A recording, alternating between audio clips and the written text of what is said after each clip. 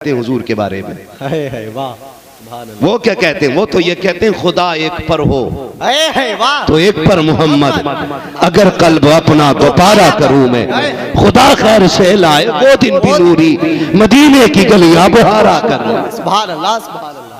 तो नौजवानों, ऐसे शैतानों के चक्कर में नहीं पड़ना है, बड़ा काबिल है। मैं गया था गोवा, 4 स्टूडेंट आए, तकाबुल अदियान के स्टूडेंट थे। उन्होंने आके कहा कि हज़रत आपसे कुछ बातें करनी। मैंने कहा क्या? उन्होंने कहा कि हमारी जमात के 4 बच्चे ऐसे हैं जिनमें 2 लड़कियां और 2 लड़के ये हैं, वो ये कहते हैं कि हम खुदा को मानते ही नहीं। और कहने को उनका बाप भी मुसलमान, माँ भी मुसलमान। तो मैंने उनसे एक सीधा सवाल किया था, मैंने कहा सच बताना। कहा क्या? क्या उन्होंने कभी मदरसे की रोटी खाई है? वाह, क्या उन्होंने कभी मदरसे की रोटी खाई है? कहा नहीं, वो तो जब से होश संभाला इंग्लिश मीडियम में थे। तो मैंने कहा अब कुछ नहीं होने वाला। जिनकी बुनियाद कमजोर रह जाए वो इमारतें ऊपर से जाके मजबूत नहीं होती हैं। बेशक। मैं आपसे कहना चाहूंगा, आप अपने बच्चों को डॉक्टर, इंजीनियर कुछ भी बनाएं, ये लेकिन उससे पहले कुछ दिन मदरसे की हवा जरूर खिला दे।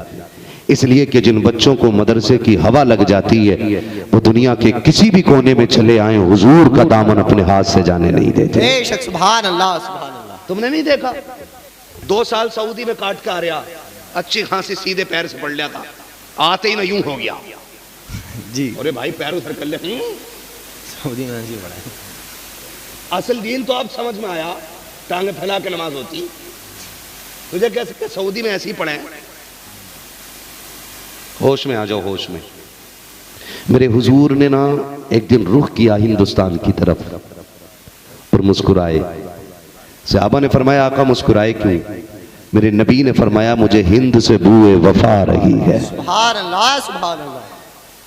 हाँ, मुझे हिंद से बूए वफा रही है। ये वो मिट्टी है जहां पे हुजूर के आशिक पैदा होते हैं, हुजूर के आशिक पैदा होते हैं। अल्लाह का शुक्र है ऐसा कोई भी पिलंबर हमारे इंडिया में है ही नहीं।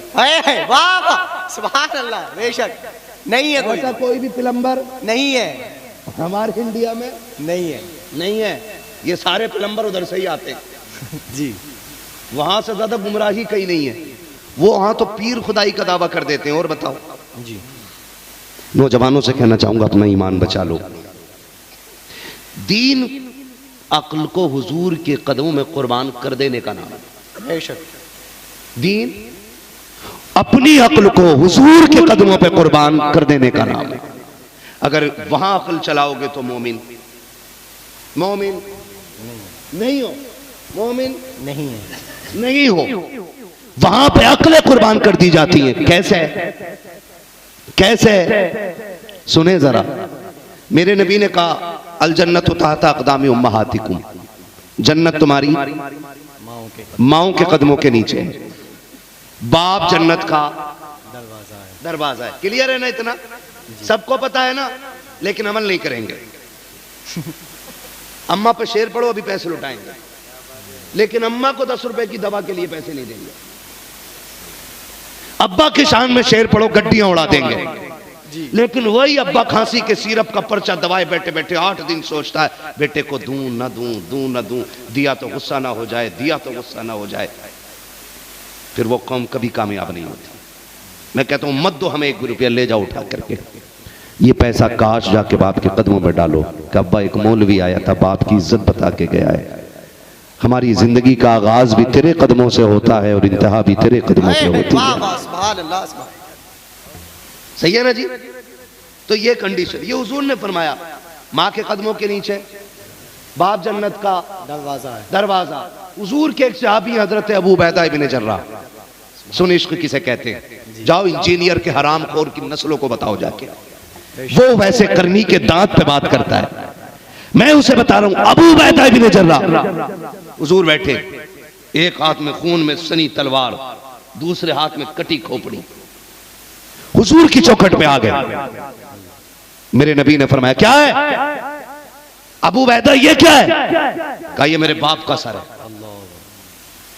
कहा किसने काटा है? कहा हुजूर मैंने काटा है। समझ रहे? किसने काटा है? मैंने। क्यों काटा है तुमने? कहते हैं या रसूलल्लाह, ये आपके खिलाफ भौंकता था।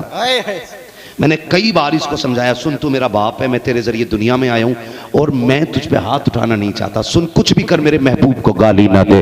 कहते हैं या रसूल अल्लाह, मैंने इसको बहुत समझाया, जब नहीं माना इसकी जबान आपके खिलाफ खुलती रही। आका बात बर्दाश्त से बाहर हो गई, मैंने तलवार निकाली, इसका सर काट दिया। आका अब अबू उबैदा का फैसला ये कहे, अबू उबैदा का फैसला ये कहे कि जो जबान आपके खिलाफ भौंकेगी वो सलामत नहीं रहनी है, चाहे वो बाप की जबान क्यों ना हो। आका मैं जानता हूं इसका एहतराम आपने सिखाया है, सरकार सर काट लाया हूं, अब जो भी सजा होगी उसके लिए तैयार हूं। मेरे नबी ने खड़े होकर के अबू उबैदा को बुलाया, सीने से लगाया, फरमाया सुनो, जिसे जन्नती देखना हो मेरे अबू उबैदा को दो। वाह वाह वाह वाह, सुभान अल्लाह सुभान अल्लाह सुभान अल्लाह। बहुत खुदात की बात करता है। सहाबा हुजूर के लिए अपने खानदान की गर्दन काट देते थे। हजरत उमर ने अपने मामू का सर काटा जी। है औकात। फितना फैला के यहूदियत से एजेंट बन के कौम को गुमराह करने के अलावा सुन, हजरत अबू बकर सिद्दीक हैं। कौन है ये? वो हैं जो अफजलुल बशर इबादल अंबिया बित्तहक़ीक़ अमीरुल मुमिनीन अबू बकर सिद्दीक। हर जुमे को ऐलान होता है, सुनो अंबिया के बाद उम्मत में सबसे अफजल जात हजरत अबू बकर सिद्दीक की है। सुभान अल्लाह, बोले यार सुभान अल्लाह। सुभान अल्लाह। जो राफजी बैठा हो वो कतई न बोले, वो बैठे जो पक्का बरेलवी हो। बेशक। हाँ, पहला नंबर किसका है?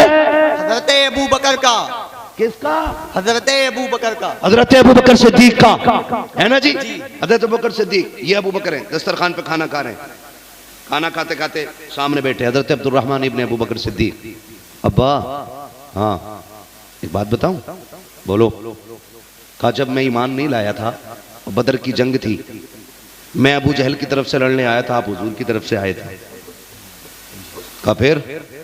अब्बा मैंने एक बार तलवार उठाई, देखा आपका सर है, मैंने रोक ली, अगर चला देता तो आप मेरे साथ ना होते। हज़रत अबू बकर सिद्दीक के हाथ में लुकमा छोड़ दिया, कहने लगे सुन, वो तू था जो बाप देख के तूने तलवार रोक दी थी, अगर तू मेरी तलवार के नीचे आ जाता तो मैं ये ना देखता मेरा बेटा है, बेशक मैं ये नहीं सोचता मेरी औलाद है। कहते अबू बकर तलवार चला देता, इसलिए कि अबू बकर के सारे रिश्ते भी हुजूर से शुरू होते हैं और खत्म भी हुजूर पे आते हैं। वाह वाह वाह, सुभान अल्लाह सुभान अल्लाह। तुम्हें मुबारक हो इंजीनियर जहन्नमी का अकीदा, हमें मुबारक हो अबू बकर सिद्दीक का। सुभान अल्लाह। वो सहाबा की बात करता है, वो सहाबा की बात करता है जिसकी अपनी नस्ल का नहीं पता जी है। तो ये सहाबा का इश्क था, ये सहाबा का इश्क था।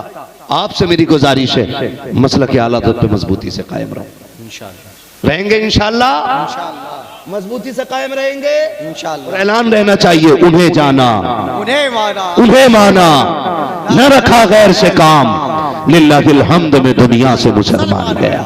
करेंगे इंशाअल्लाह, इंशाअल्लाह वादा करते हैं जी। अकीदे की हिफाजत करें और जो बहक गए हैं उनको भी कोशिश करें समझाने की, ना समझें तो लकुम दीनुकुम वलिय दीन, तुम्हें तुम्हारा दीन मुबारक हो, हमें हमारा दीन मुबारक। ऐसे लोगों का सोशल बाइकाट होना चाहिए, बिल्कुल न दुआ न सलाम न रोटी न पानी न मैयत न शादी न बारात। छोड़ देंगे इंशाअल्लाह, छोड़ देंगे इंशाअल्लाह, छोड़ देंगे इंशाअल्लाह, इंशाअल्लाह। वादा करते हैं इंशाअल्लाह, इंशाअल्लाह। छोड़ दीजिएगा, बिल्कुल नहीं, इसलिए कि हमारी मोहब्बत का मयार भी हुजूर होने चाहिए और हमारी नफरत का मयार भी हुजूर होना चाहिए। और ये ऐलान कर दो कि मोहम्मद से वफा तूने तो हम तेरे हैं, ये जहां चीज है क्या लोहो कलम तेरे हैं। ठीक है ना, फरमाया गया दोस्ती में कोई खून न देना पड़ेगा। ऐ फना इश्क का दस्तूर तुम्हें क्या मालूम, दोस्ती में इश्क में दिल ही नहीं सर भी दिए जाते हैं, है ना। अच्छा फिर सलाम पढ़ लोगे? जरा कहें या रसूल अल्लाह, या रसूल अल्लाह। मन हो तो कह दो, ना हो तो बिल्कुल ना बोलो, या रसूल अल्लाह। अरे एक बात सुनो, ये जो मसले होते हैं ना, ये जो मामले होते हैं, क्या ना, कौ सुभान अल्लाह, ले सुभान अल्लाह, दे सुभान अल्लाह, उछल सुभान अल्लाह, गिर सुभान अल्लाह, ये हमारी समझ में बातें नहीं आती। मैं एक बात जानता हूं, बात हुजूर की आए ना तो फिर पीछे से किसी धक्के की जरूरत ना पड़े। जी, ये इश्क है, ये इश्क है। इश्क है। जब सहाबा बैठ करके आपस में हुजूर का जिक्र करते थे या रब के जिक्र में मशगूल होते थे तो ऐसे होता थे कि जैसे कि कोई कटे हुए दरख्त का ठुंड खड़ा है। परिंदे भी बैठ जाते थे उनके सरों पे आकर के, ये उनके जिक्र की कैफियत होती। और यहाँ देख तुझे कह रहे, तुझे कह रहे, तुझे कह रहे, किसी बात बोलो, तुझे कह रहे भाई अगर उसमें एक गलती है तो एक तुझ में भी है जी। क्यों किसी पे उंगली उठा रहे हो? दुआ ये करो कि अल्लाह हम सबको अमल की तौफीक अता फरमाए। अल्लाह हम सबको अमल की तौफीक अता फरमाए। तो बात कहाँ चल रही थी, कहाँ खोले हैं गेसू यार ने, खुशबू कहाँ तक है? बहुत अच्छा साउंड आपका है भाई, अल्लाह सलामत रखे। कहाँ खोले हैं गेसू यार ने खुशबू? मैंने कहा था जब भी खाइए हलाल खाइए, जब भी खाइए हलाल खाइए, हलाल खाइए, और जब भी बोलिए सच बोलिए, सच बोलिए। कह रहा मौलाना दाढ़ी रख लेता, बड़ा ऊंच नीच करना पड़े है। मिसाल के तौर पर ये बोतल है ना, इसका तो चलो रेट खुला है, ऐसी चीजें जिनका रेट खुला नहीं हो रहा। कह रहे आप कसम से अभी लाया हूं 150 रुपए की और तुम्हें मैं 145 में दे रही हूँ। हम कहते तेरे बाप लगते हुए 5 रुपए घाटे में बेच रहे। हक बात ये देख क्यों हजरत अल्लाह माकुल साहब है ना, झूठ तो झूठ है ना, कितना मोटा झूठ बोला। कह रहे आप कसम से 150 रुपए की लाएंगे, अपने बच्चों को कसम खा लूं, इसे पता कसम खाते ही बच्चे थोड़ी मर जाएंगे, जब तक बीमार होंगे तब तक अपनी जिंदगी जी चुका हूँ। कतई डर थोड़ी है, ना तो जमीन फटने वाली और ना आसमान गिरने वाले, तो बिल्कुल टेंशन नहीं। कह रहे आप कसम से अभी लाए। सुनो, ये आपकी चीज, आपकी, ये आपकी चीज, आप इसको 2 लाख की बेचें जी, आप पे कोई शरान जुर्म लागू नहीं होता है कि आपसे कोई जुर्म हुआ। लेकिन झूठ बोल के कीमत घटा बढ़ा के बताना, ये सबसे बड़ी डकैती होती है। बेशक भाई मेरी मर्जी है ना, ये मेरी घड़ी है, ये मैंने 50 के लिए 25 के लिए मैं बेच रहा हूं इसे 2 लाख की, फिर जी शरीयत इजाजत देती है मालिक की। बेशक, लेकिन धोखा ना दे, 6 लाइटें दुकान में लगा के है अंधा करके बेच रहे कपड़ा, और लिख रहा बाहर के खरीदा हुआ माल वापस नहीं होगा, और कह रहा शुक्र है जब से दुकान करिए 12 उम्रे करिए, 12 ना 2200 करिया। अगर तेरे उम्रे में 1 रुपया हराम का लगा होगा अल्लाह पूरा उम्र मुंह पे मारेगा तेरे। जी बेशक, गलत नहीं कह रहा हूं। और ऊपर लिख रहा हाजा मिन फजले रब्बी, डकैतों ने दरवाजे पे अल्लाह का नाम लिख रखा, और कह रहे सुनो खरीदा हुआ माल वापस नहीं होगा। क्यों? घर जाके उजाले में देखेगा तो फिर ये बोल, ये तेरी तिजारत है। वक्त का इमाम, और इतना बड़ा इमाम जिसे इमाम आजम अबू हनीफा कहा जाता है, सुभान अल्लाह, सुभान अल्लाह, सुभान अल्लाह, सुभान अल्लाह। इतना बड़ा इमाम कि आधी दुनिया से ज्यादा जिसकी तकलीफ कर लगी हो, बेशक बेशक, जिसके लिखे हुए मसाइल कयामत तक उम्मत को काम आते रहेंगे, बेशक बेशक, इतना बड़ा इमाम। कपड़े की दुकान है, सुभान अल्लाह, काय की दुकान? कपड़े की। आज मॉल की दुकान रख लेना। कह रहे हो भाई इमामत छुड़वा, ये तो अमीर बनना चाह रहे हैं। सच्ची बता रहा हूं, एक इमाम साहब जलसे में आए तो मुझसे कहने लगे मैं जल्दी जा रहा हूं। मैंने क्यों?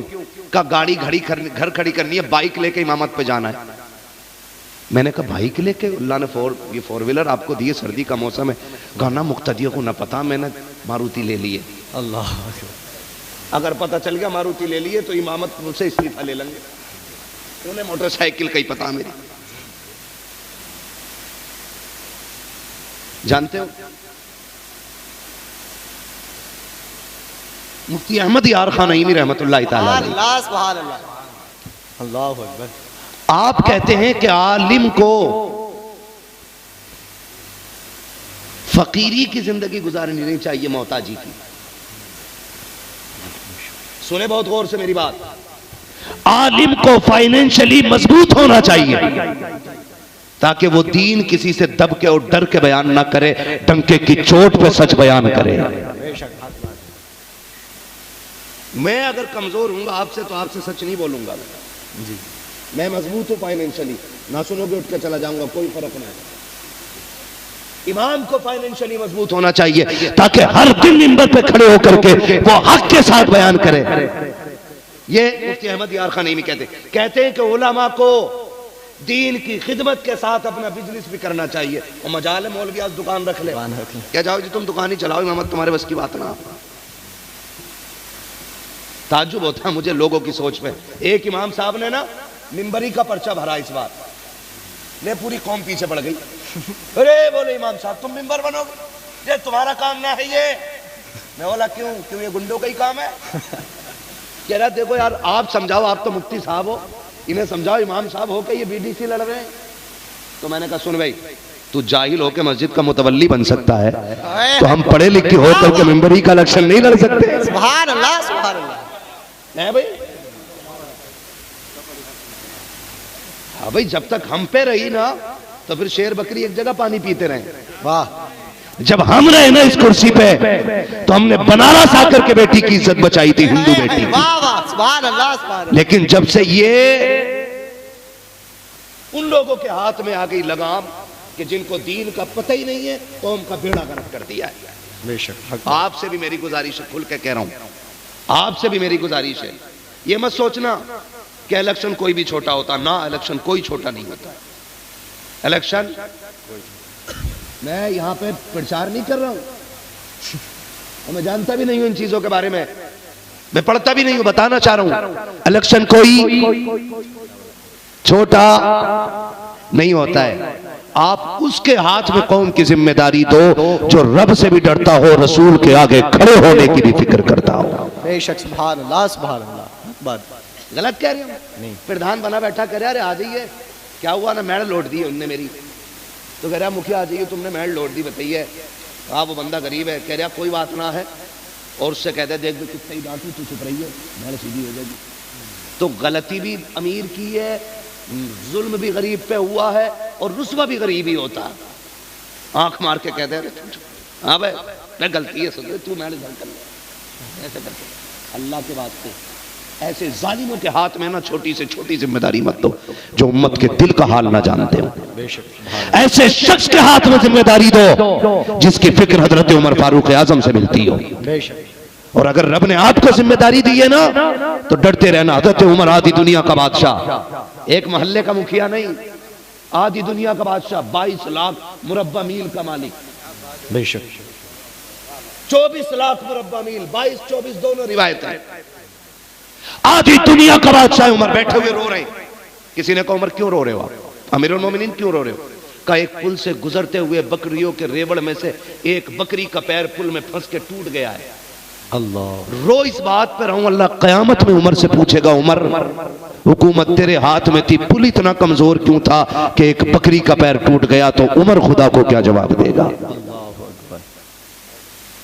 इसे कहते हैं हुकूमत, इसे कहते हैं कुर्सी का हक। मौलाना हो के मिंबरी लड़ोगे? कतई पूरी मस्जिद का पैसा बैठा उस पर सांप बन के, और मौलवी मिंबरी भी ना लड़े। हमारे काम तुम करो, तुम्हारे हम ना करें। मुझसे एक साहब आज आके कहने लगे पर्चा भर दो विधायकी का। मैंने कहा ना चला यहां से तुम, पर्चे चाय नहीं मिल रही कहीं। जितने ठल हुए हैं ऐसे भाव बढ़ाते घूमते, जीत गए तुम 800 वोटों से जीत रहे हो पक्का। ले भैया उसका बेड़ा गर्क, मुश्किल से 2-2.5 लाख इकट्ठे करे थे उसने, वो सब चाय में पी गया। 800 से जीत रहा था, 250 ना आए। और बाद में पता क्या कहे, तकिए के वोटों से दौड़ी, बाद में कहे तुम्हारे भैया नहीं रहती है वो, दुश्मनी और करा दे घर में।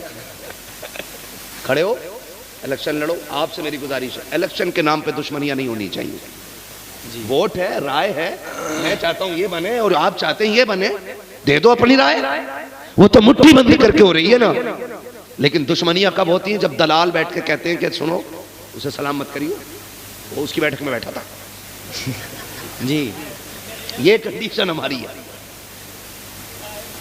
ओ भाई ऐसा लगता नहीं कि मलकुल मौत इसके आए दाएं बाएं, इसे पता ही नहीं मरना भी है, डट के झूठ बोल लिया। कुछ तो समझो, मेरी बात समझो, दुश्मन नहीं हूं, हमदर्द हूं। सुबह से शाम तक 6 चाय पी के कह रहा क्या हुआ, उससे हो गया समझौता ना? कह रहा किससे? अरे वो जो वो बोल लिया था वहां खड़े हो गए। अरे वो कह भी दे बेचारा, अरे यार छोड़ो यार, क्या मुंह लगना करना। सुनो तुम डर रहे हो, वैसे जुगाड़ मेरा बहुत पक्का है, एक से कहो तो फोन लगाऊं, फोन लगवा के जेल में फंसवा के फिर हराम की चाय बैठ के पी रिया, फिर चाय पी रिया वहीं बैठ के। भाई इसकी जीप पे फालिज नहीं गिर रहा। होशियार रहो। मेरे बाप मुझसे कहते थे बचपन से, बेटे उस शख्स से हमेशा होशियार रहना जो बहुत ज्यादा झुक के मुसाफा करे, इसलिए कि दिखावे वही करते हैं जिनके दिल में मैल होते। होशियार रहना। तो ये नफरतें बढ़ गई। तुम एक बात कहां से चल गई फिर इधर चल गई। तो एक बात सुने कि उलमा को फाइनेंशियली मजबूत होना चाहिए। हजरत इमाम आजम अबू हनीफा कह रहा दाढ़ी रख लूं ना तो थोड़ा सा सौदा जो है ना हमारा ना किराया भी ना निकलेगा दुकान का, तेरी दाढ़ी खा रही है सारा पैसा। हजरत इमाम आजम अबू हनीफा कपड़े की दुकान है। एक दिन आपने ना सूरज, वैसे रोज सूरज छुपने के वक्त दुकान बंद करते थे, आज पहले ही बंद करके चल दिए। किसी ने कहा था तभी तो दिन बड़ा बाकी है, इतनी जल्दी दुकान क्यों बंद करके जा रहे हैं? फरमाने लगे देखते नहीं बादल हो गए तो क्या हुआ, बारिश थोड़ी हो रही है, कहीं अंधेरा हो गया है। और मुझे इस बात का डर है कि अंधेरे में कोई घटिया को अच्छा समझ के, सस्ते को महंगा समझ के खरीद के न ले जाए। अगर किसी एक बंदे ने भी धोखा खा लिया तो कहते हैं ये फकीर कयामत में अपने रब के सामने खड़ा नहीं हो पाएगा। इसे दीन कहते हैं। और जब लोग ऐसे लुक़मे खाते हैं तो कयामत तक उनके नाम के नारे लगाए जाते हैं। आपसे मेरी गुजारिश है, जब भी खाना हलाल खाना, जोर से जब भी खाना, अगर आपको पता चल जाए ये सट्टा लगाता है, जुआ खेलता है, रिश्वत लेता है, ब्याज लेता है और या ब्याज पे पैसे देता है, तो उस शख्स के यहाँ का पानी भी मत पीना। बस पानी भी मत पीना। क्या यार पी ले, घूंट में क्या कहना, मैं तुझसे ज्यादा अपने नबी से प्यार करता हूँ। मैं तुझसे ज्यादा अपने नबी से प्यार करता हूं। मैं तुझसे ज्यादा अपने नबी से प्यार करता हूं।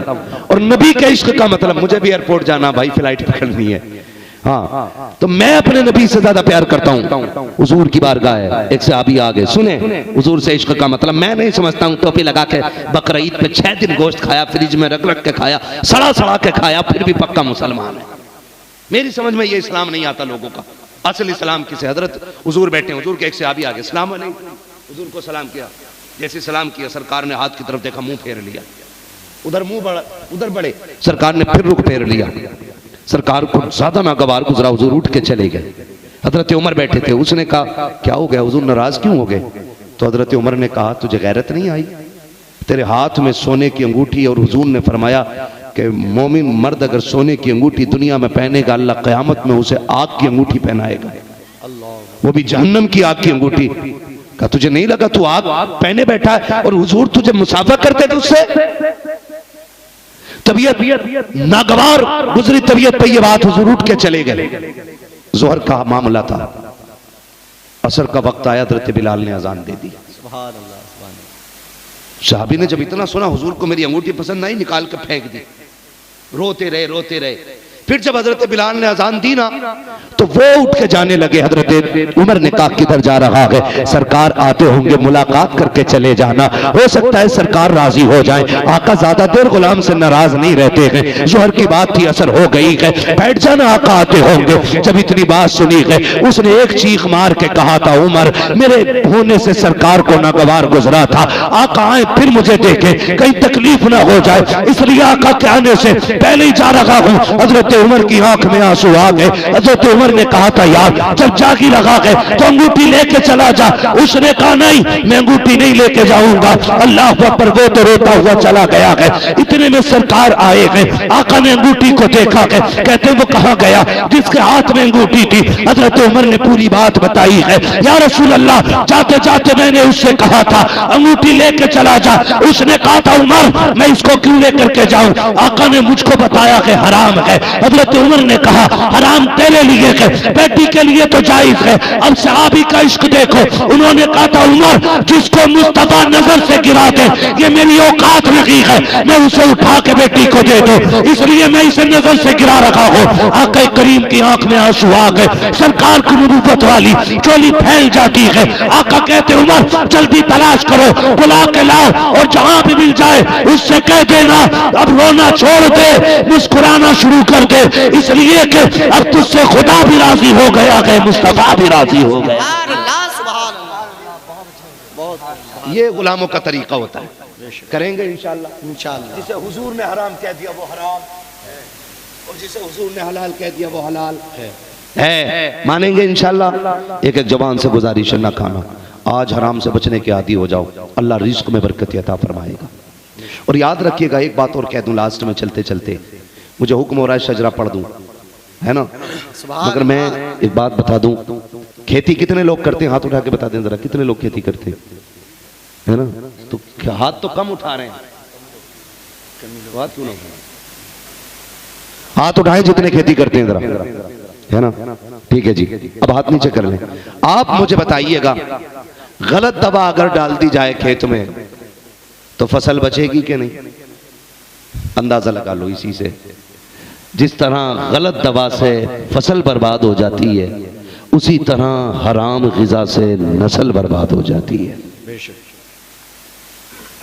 एक धान की फसल बचाने के लिए 6 लोगों से पूछते हो, पत्ता पीला हो रहा कौन सा स्प्रे करूं, कीड़ा लग गया कौन सा स्प्रे करूं, 6 डॉक्टर तरह खेत देख के डिसाइड करते हैं जो कि फसल कट जानी है, भैंसों को खानी है ना। जब फसल इतने दर्द से पालते हो तो औलाद और नस्ल इससे ज्यादा मेहनत से पाला करो। करेंगे इंशाअल्लाह, वादा करते हैं इंशाअल्लाह। अगर वादा करें तो फिर मैं शजरा सुनाऊं इंशाअल्लाह। हराम से बचेंगे इंशाअल्लाह। ये बच्चे क्यों नहीं बच रहे? अब्बा हराम कमाते हैं बेटे, तो फिर हाथ उठा के वादा करो नहीं खाएंगे इंशाअल्लाह हराम। हाय हाय हाय, सलामत रहे। डॉक्टर इकबाल ने कहा था उकाबी रूह जब बेदार होती है जवानों में नजर आती है उनको अपनी मंजिल आसमानों में।